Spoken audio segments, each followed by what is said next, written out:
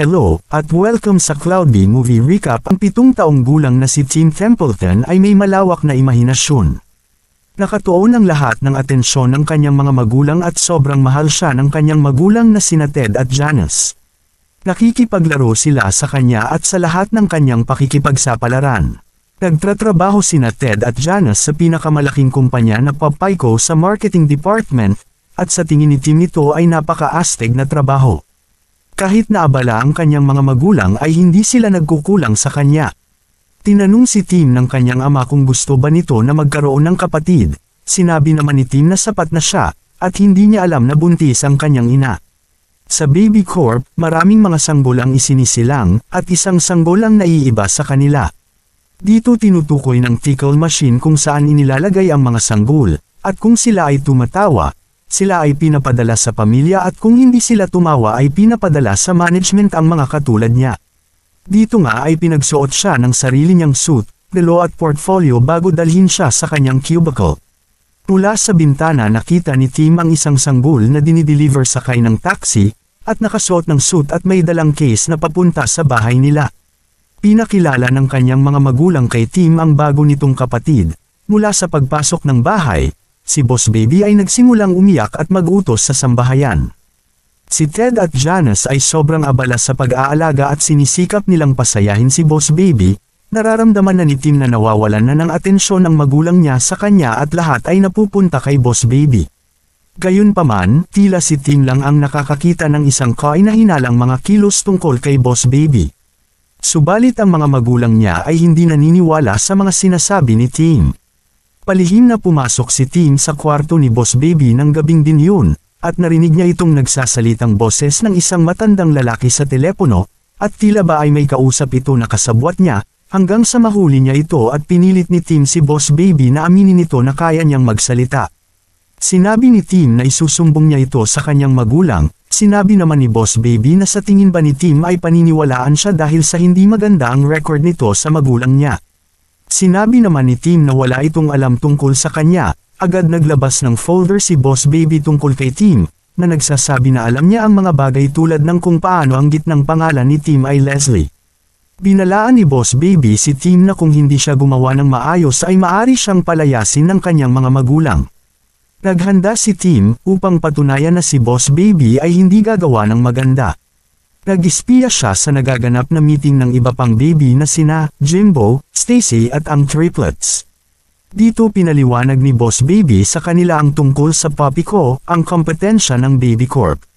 Ang CEO na si Francis ay nakatakdang ipapakita sa kanila ang pinakabagong tuta, na maaring magdulot ng problema para sa mga sanggol sa lahat ng dako sa mundo. Nang magtanong si Boss Baby sa mga ito kung ano ang mga natutunan nila sa presentasyon na ginawa niya, nagsimulang mabalisa ang ibang sanggol at wala silang naisagot sa mga tanong ni Boss Baby, nadismaya at hindi makapaniwala si Boss Baby na ito ang kanyang kupunan. Maya-maya ay dumating ang mga magulang nila at agad silang umarte upang hindi sila maghinala. Nai-record naman ni Tim sa tape ang pag-uusap ng mga sanggol, ngunit nahuli siya ng mga sanggol para kunin ang tape sa kanya. Agad na tumakbo si Tim upang ibigay niya ang tape sa kanyang mga magulang. Nang ipapakita na niya sa kanyang mga magulang ang tape ay hinarang siya ng mga sanggol. Si Boss Baby ay nakasakay sa maliit na kotse para kunin ang tape kay Tim. Habang hinahabol siya ng mga sanggol, si Stacy ay hindi nakaalis sa sandbox habang si Jimbo ay sinasagasaan ng bakod, at ang triplets ay nakuha ang tape subalit napahinto din ni Tim ang mga ito. Nakuha naman ni Boss Baby ang tape at sinusubukan naman ni Tim maibalik ang tape sa kanya hanggang sa makuha na niya ito. Tumakbo pabalik si Tim sa loob ng bahay, habang dumating naman ang mga magulang ng mga sanggol sa isang magulong eksena. Tumungo si Tim sa opisina ng kanyang mga magulang at ang nadatnan niya roon ay si Boss Baby, na nakaupo. Hiningi niya ang tape o kung hindi ay sasaktan niya ang paboritong stuffed doll ni Tim, ang lam-lam. Pinag-agawa nila ito hanggang sa aksidenteng nasira nila ito. Nagalit si Tim, hinawakan niya si Boss Baby, at inilagay niya ito sa kanyang walker at pinagbantaan na ilalabas siya sa bintana. Pumasok sina Ted at Janice, nakita nila ang ginagawa ni Tim. Sa pagkabigla ni Tim ay aksidente nitong napatalsik ang tape sa kalsada at nasira ito. Nadismaya ang magulang niya dahil sa tingin nila na sinusubukan ni Tim saktan ang kanyang kapatid. sinabi ng mga magulang niya na grounded siya ng 3 linggo at mananatili siya sa bahay nila kasama si Boss Baby. Pumasok si Boss Baby sa silid ni Tim habang umiiyak ito. Napagpas siya ni Boss Baby na sabihin kay Tim ang tungkol sa kanya at ang tungkol sa kanyang misyon. Pinaliwanag niya na hindi siya ordinaryong sanggol dahil siya ay nagmula sa Baby Corp, kung saan nagmumula ang mga sanggol. Ibinigay ni Baby Boss kay Tim ang kanyang pacifier at sinabihan siyang sipsipin ito hanggang sa makita niya ang sagot na hinahanap niya. Ang dalawa ay nag-teleport sa Baby Corp matapos nilang sipsipin ang pacifier. Bilang mga projection, pinapanood nila kung papaano gumagana ang lahat.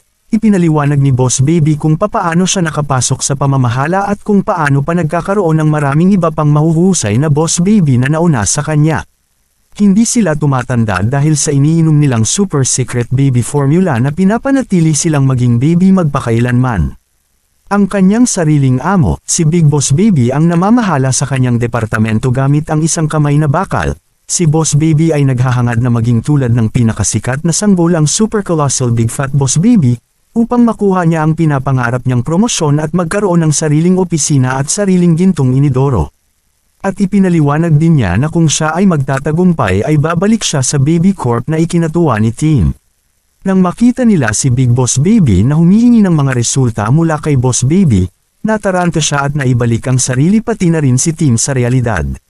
Ipinaliwanag niya kay Tim kung hindi siya magtatagumpay sa kanyang misyon na pabagsakin ang papi ko, siya ay matatanggal sa trabaho at siya ay mapipilitang manirahan sa pamilyang Templeton magpakailanman.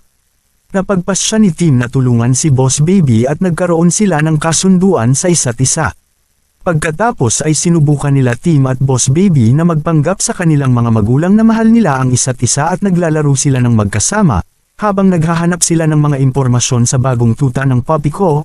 Isang araw, inimbitahan ni Ted at Janice ang kanilang anak sa Bring Your Kid to Work Day sa papi ko. Nang makarating na sila doon, inanyayahan nila Ted at Janice si Tim na magpalipas ng oras sa kanila upang magkaroon sila ng bonding ng magulang niya, habang iiwan nila si Boss Baby sa puppy zone. Pinag-isipan nito ni Tim ngunit nagpasya siya na manatili sa tabi ni Boss Baby upang mahanap nila ang bagong tuta. Pinagsuot ni Tim si Boss Baby bilang isang tuta upang makadaan sila sa seguridad. Dito nga ay pumasok sila sa isang silid at humanap sila ng file sa bagong tuta. Maya-maya ay nakita nila ang file subalit kailangan nilang palitan ito ng isa pang file. Naging maayos naman ang lahat nang maglaway si Boss Baby at tumulo ito hanggang sa nalawayan niya ang file at agad na naglabas ng bitag iyon. Ang dalawa ay nahuli sa bitag, lumabas ang isang lalaking nakasuot ng tuta na si Eugene at nalaman nila na peke lang ang file na nakuha nila. Dinala sila ni Eugene sa kinaroroonan ni Francis upang makilala sila. At ibinunyag niya sa kanila na siya ay si Super Colossal Big Fat Boss Baby, ngayon ay isa ng matanda. Tinanong naman siya ni Boss Baby kung papaano siya humantong sa ganitong pangyayari. Ikinwento ni Francis ang buong nangyari sa buhay niya, bilang isang sanggol nakuha niya ang promosyon na gusto niya at siya ay nasa pinakamataas na posisyon ng Baby Corp.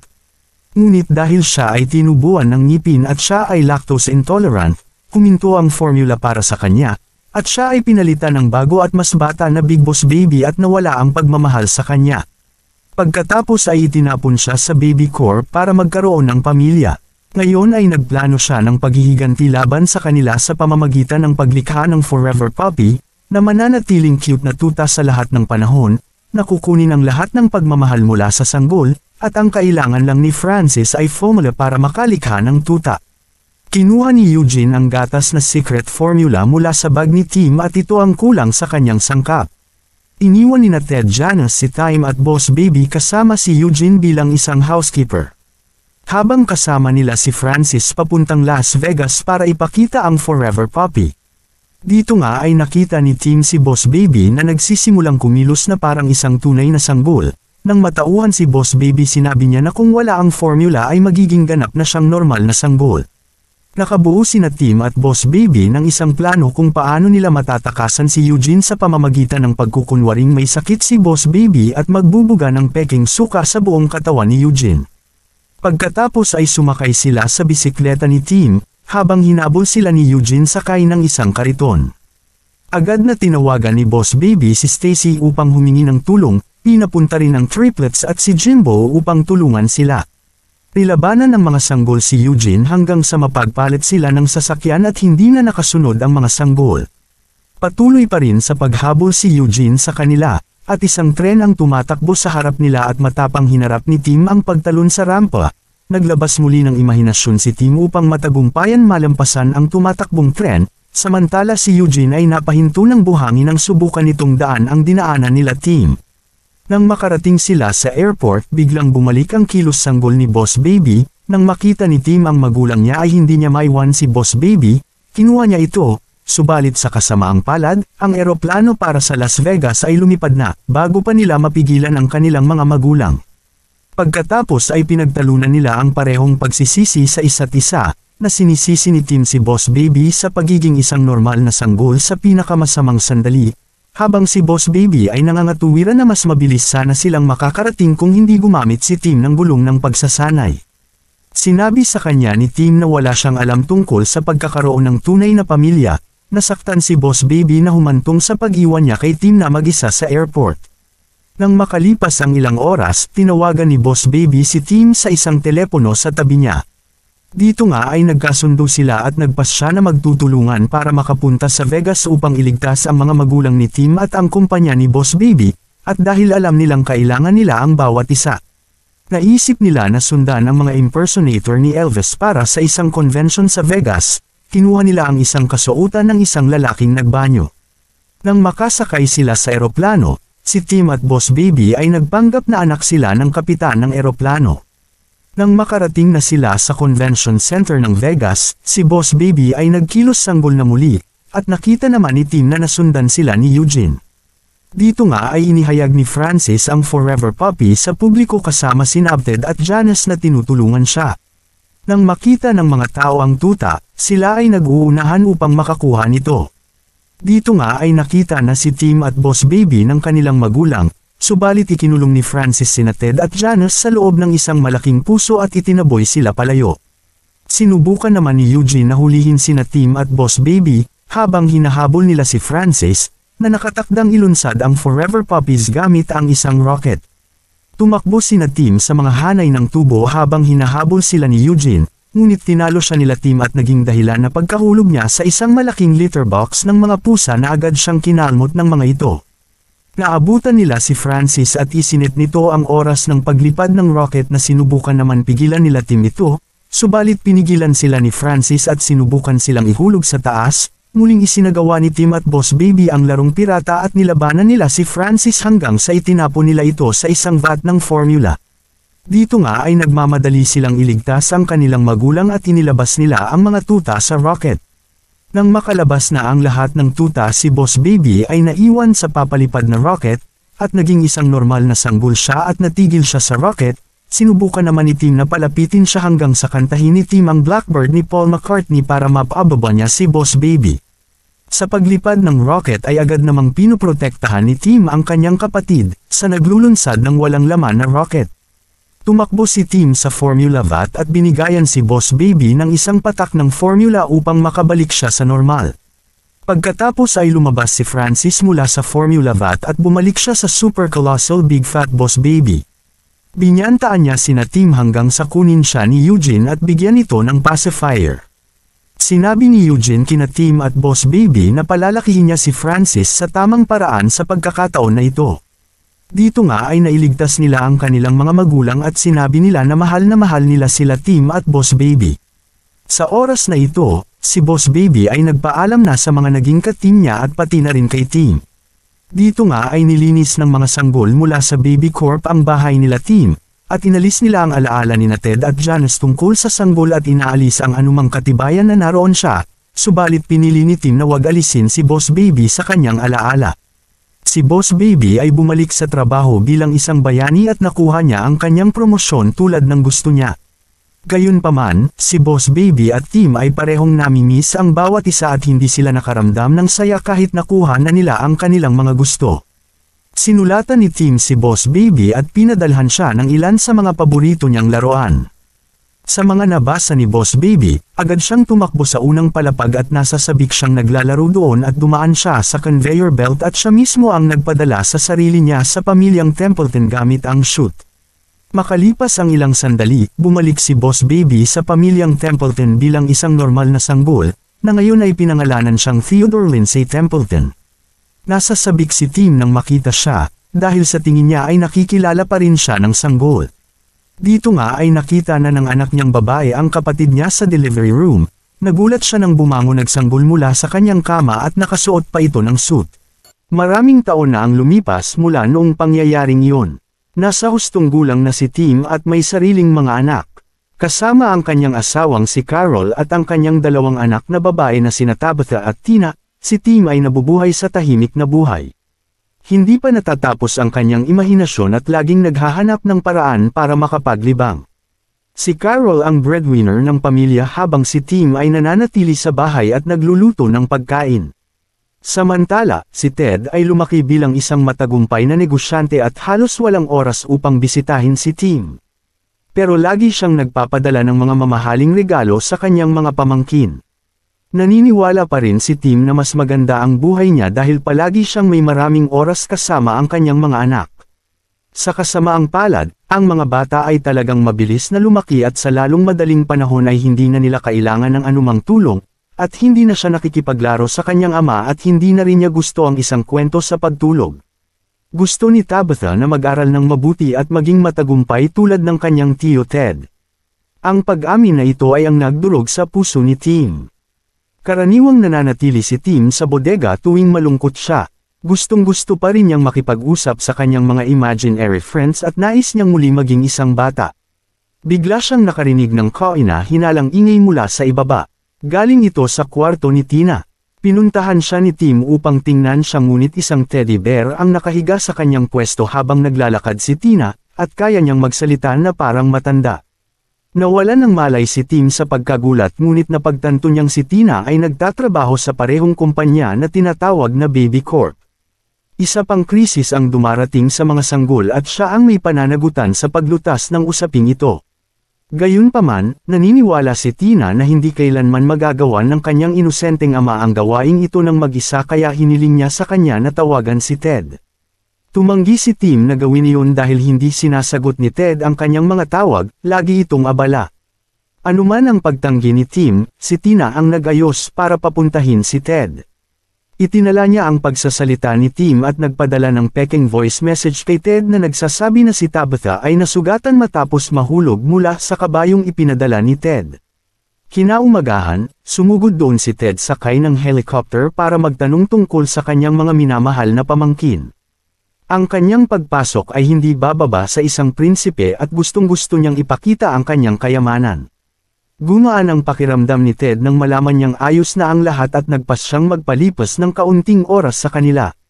Si Tim ay muling nasaktan nang makita ang kanyang pamilya na nagbibigay ng labis na paggalang sa kanyang kapatid na hindi nakuha ni Tim sa kanila. Bigla niyang naalala ang tungkol sa misyon ng Baby Corp at tinawag niya si Ted para sa isang pribadong pag-uusap. Ipinaliwanag ni Tim ang lahat ngunit hindi siya pinaniwalaan ni Ted. Nakalimutan na niya ang lahat tungkol sa kanyang pinagmulan. Hindi na kinaya ni Tina at dinala niya ang kanyang ama at ang kanyang tiyuhin sa Baby Corp. Dahil sa paglalakbay na ito, naalala muli ni Ted ang lahat ng nangyari sa kanyang pagkabata. Habang hindi nakikita, lumilibot sila sa kumpanya at nakakakuha ng mga detalye ng krisis na kinakaharap ng Baby Corp. Ito ay ang Acorn Center. Ito ay isang paaralan na natuklasan ni Dr. Erwin Armstrong. Isa siyang extremist na itinuturing ang mga bata bilang ultimate learning machine. Layo niyang i-pressure ang mga mag-aaral na may talino at ang mga mahihirap na bata ay may iwan na walang oras upang maglaro. Sa madaling salita, katapusan na ng mga bata. Nag-aaral si Tabitha sa iisang paaralan kaya naman lumalayo siya sa kanyang pamilya.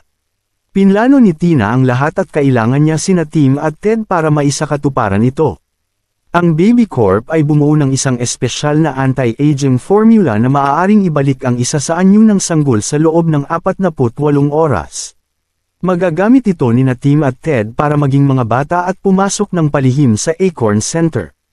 Dapat silang tumingin sa paligid ng paaralan at alamin kung ano ang ginagawa ni Dr. Erwin Armstrong. Sa halip na sundin ang plano, nagsimulang mag-away sina Tim at Ted para sa anti-aging formula. Pareho silang ayaw magtrabaho sa ilalim ng isang koponan at pagbintangan ng isa't isa na walang silbi. Sa pagitan ng laban na ito, ang formula ay ginawa sina Tim at Ted na batang muli. Gayunpaman, ang kanilang mga isip ay nasa parehong edad. Lumabas si Carol kasama ang mga bata at bumalik kaagad.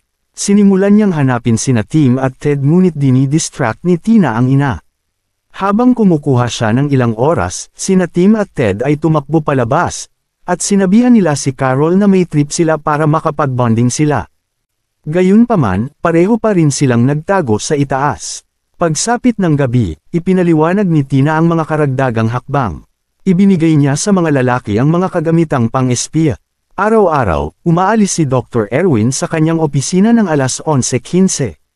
Ito ay kapag sina Tim at Ted ay kailangang pumuslit sa opisina at itago ang mga kagamitan sa pag-espiya at si Tina na ang bahala sa iba. Kinabukasan, nagmamadali siyang naghanda at isinama si Ted ngunit naiwan pa rin sila ng school bus. Si Ted ay may nakakatuwang ideya upang makarating sa paaralan. Sumakay siya sa kabayo ni Tabitha at kinaladkad si Tim. Habang sinusubukang sundin ang online navigation, nagulo nila ang buong lungsod. Sinisira nila ang ilang mga gusali at nagdudulot ng maraming aksidente sa trapiko. Sa wakas, dumausdat sila pababa sa burol ng nyebe at huminto sa harap ng paaralan. Ginagamit ni Ted ang pera para akitin ang dalawang estudyante at nakawin ang kanilang mga uniforme. Ang paaralan ay nahahati sa iba't ibang mga seksyon batay sa edad. Si Ted ay ipinadala sa Montessori habang si Tim ay pumasok sa parehong klase ng kanyang anak na babae. Nagpakilala siya ng peking pangalan at sumali sa klase. Hindi ito katulad ng ordinaryong paaralan na may mga guro. Sa halip, mayroon itong malaking screen na nagpapakita ng live na video ni Dr. Erwin. Nagtatanong siya sa mga bata ng mga tanong na mas mataas na antas kaysa sa kanilang mga edad.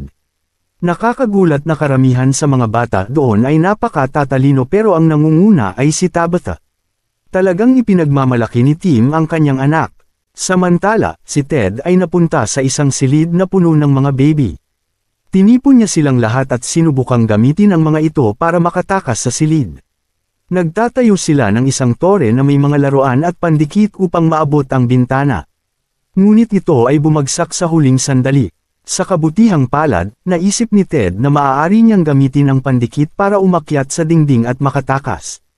Halos alas 11:15 na at hindi pa nagsisimula ang misyon ni Tim.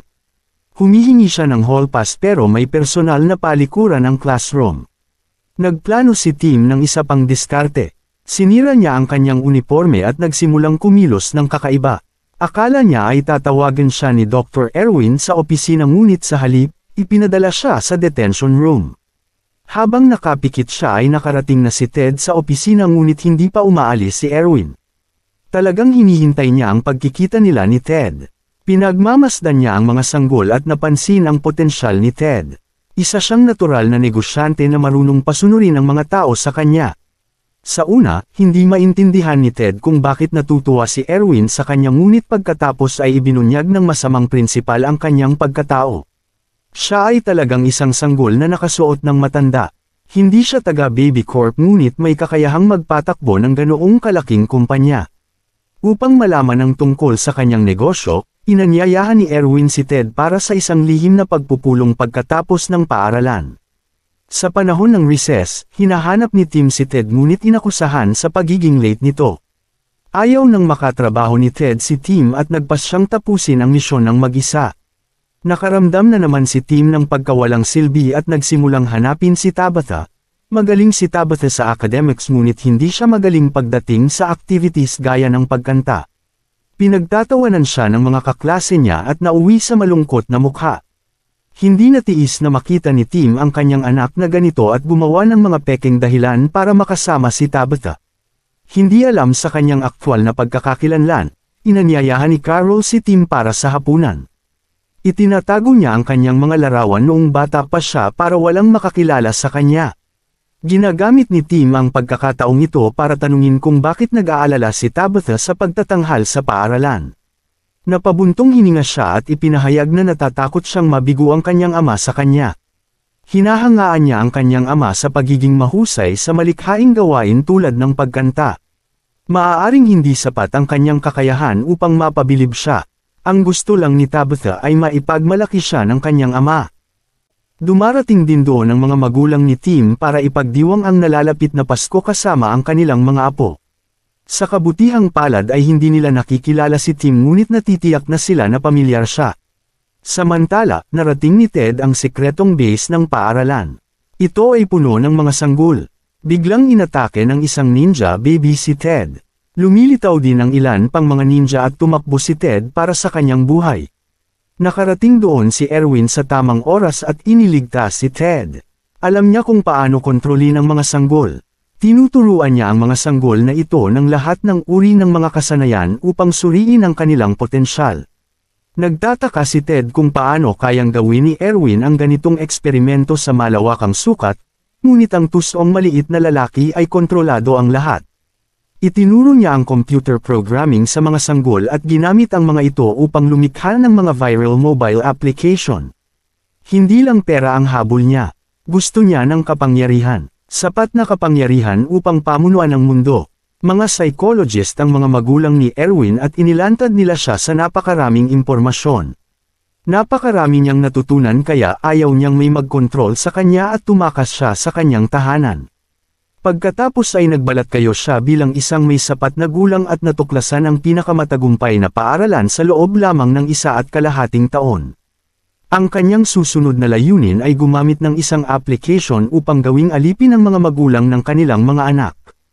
Siya ay nagtayo ng Babies Revolution, at nais na maging bahagi si Ted sa planong ito. Pagdating ni Ted sa bahay ay nakita niya ang lahat na nagsasaya sa hapagkainan.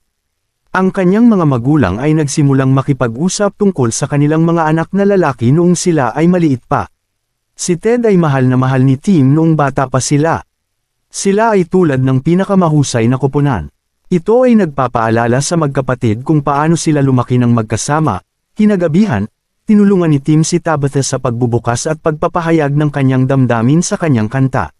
Samantala, inihatid ni Ted ang lahat ng impormasyon kay Tina para mapangalagaan ng Baby Corp ang iba pang bagay. Pero mas nag-aalala si Tina sa ibang bagay. Ibinigay niya kay Ted ang liham na ibinigay sa kanya ni Tim ilang taon na ang nakararaan. Ito ay isang pangako na laging mananatili sa tabi ng isa't isa. Sa kasamaang palad, pareho silang naging abala sa kanilang buhay na hindi nagkaroon ng oras para mag-bonding ng magkasama. Nagkunwari si Tina na sinabihan siya ng Baby Corp na kumpletuhin ang misyon ng mag-isa para magtulungan sina Ted at Tim. Pupuslit si Tim sa play para mabantayan niya ang backstage, habang si Ted ay mag-i-install ng controlling device sa suit ni Erwin. Sa sandaling makarating siya sa entablado, sisirain ni Tina ang suit ni Erwin at ibubunyag ang kanyang sekreto. Sa ganitong paraan, siya ay malalantad at masisira. Naging maayos ang mga bagay gaya ng plano at naka-install ang device. Gayunpaman, mayroong isang problema. Inilunsad na ni Erwin ang kanyang mind-controlling application at nag-activate ito sa sandaling binuksan ng mga magulang ang kanilang mga camera. Nagsisimula silang ma-hypnotize. Hiniling ni Tina kay Tim na patayin ang kuryente at itigil ang palabas ngunit gusto niyang makitang kumanta si Tabitha. Ang kanyang makasariling hangarin ay nauwi sa pagkasira ng lahat. Hindi na kinaya ni Ted at siya na mismo ang lumapit sa switch. Sa kasamaang palad, pareho silang nahuli ni Erwin. Alam na niya ang kanilang plano sa simula pa lang. Inilagay niya sina Ted at Tim sa detention room at ipinagpatuloy ang palabas. Ang lahat ng mga magulang ay na-brainwash at pinasunod sa kanyang mga utos. Nagmamadaling pumunta si Tina kay Tabitha at sinabi sa kanya ang lahat tungkol sa Baby Corp. Kailangan nilang tapusin ang misyon. Hinahanap ni Tabitha ang server ng paaralan na kumokontrol sa mga mobile phone. Dapat itong sirain kaagad. Samantala, ang detention ay napupuno ng tubig upang malunod sina Tim at Ted. Sa wakas ay napagtanto nila kung paano nila sinayang ang kanilang buhay sa pakikipag-away sa isa't isa. Humihingi sila ng tawad at pinahahalagahan ang huling sandali na magkasama. Biglang naalala ni Ted ang tungkol sa kanyang tapat na kabayo at tinawag siya ng isang sipol. Mabilis siyang nakarating doon at iniligtas ang dalawa. Nagmamadali silang lahat patungo sa puno ng server ngunit pinigilan sila ni Erwin kasama ang kanyang mga ninja babies. Isang kaibigan ni Ted ang pumihil sa babies ninja, at narating nila ang puno. Sinubukan nilang umakyat ngunit muli silang pinigilan ni Erwin. Umakyat sina Tabitha at Tina sa taas at sinubukang isara ang server ngunit pinigilan sila ni Erwin sa huling sandali. Hiniling ni Tabitha kay Tim na buksan ang alarm sa sunog ngunit walang tubig sa emergency sprinkle at gumagana pa rin ang server. Biglang naalala ni Tabitha ang mga kalokohang eksperimento na ginawa niya sa kanyang ama. Gamit ang cola at Mentos, pinagsama sila ni Tina upang magdulot ng pagsabog at masira ang server. Bumalik na sa normal ang mga magulang kasama sina Tim at Ted. Ang mga sanggol ay sumama sa kanilang mga magulang at ito ay dumurog sa puso ni Erwin, na-miss na rin niya ang pamilya niya. Pagka-uwi, ipinagdiriwang ni Tim ang Pasko kasama ang kanyang pamilya ngunit sa pagkakataong ito ay sumama na rin si Ted sa kanila. Salamat sa panunood hanggang sa susunod na video.